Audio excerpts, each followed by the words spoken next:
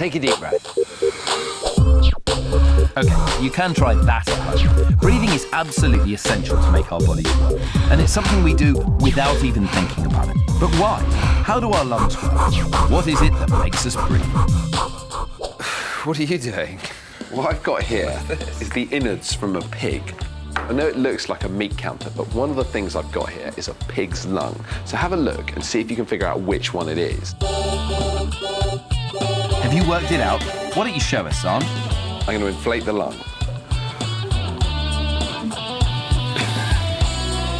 Is it that bit? Oh, no! The pig breath. That's great. You blow at the pig and the pig blows back at you. It blew right back. It's quite weird. Keep blowing. I've got something I want to show, so you keep breathing in and out. A pig's lung works in exactly the same way as ours. When you breathe in and out, what's happening is you're taking oxygen out of the air and you're breathing out carbon dioxide, which is a waste gas. It's just like a car's exhaust pipe.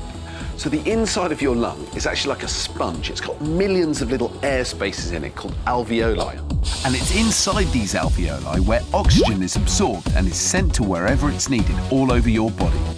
These little pockets inside the lung have a huge surface area. The bigger the area, the more oxygen that can be absorbed. That's the really important things about the lung, is these air spaces. It's the surface area that they give. And in fact, if you spread out all the alveoli, it would have the same surface area as a tennis court. So we know that when you breathe in, your lungs take oxygen from the air for your body.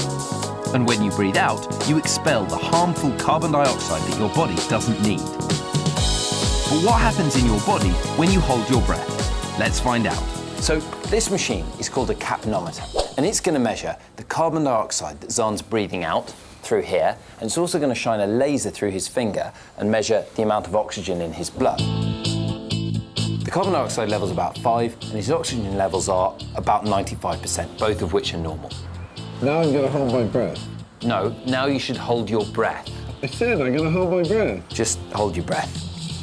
So at first, nothing much changes, apart from the fact that the machine thinks you're dead. Don't worry, Xand, you're not dead. But the machine thinks you're dead because it's not detecting you breathing out anymore. You've got enough oxygen in your body for about 5 to 10 minutes of life. But Xand isn't going to make it nearly that long because the rising levels of carbon dioxide in his blood are going to make him absolutely desperate to breathe.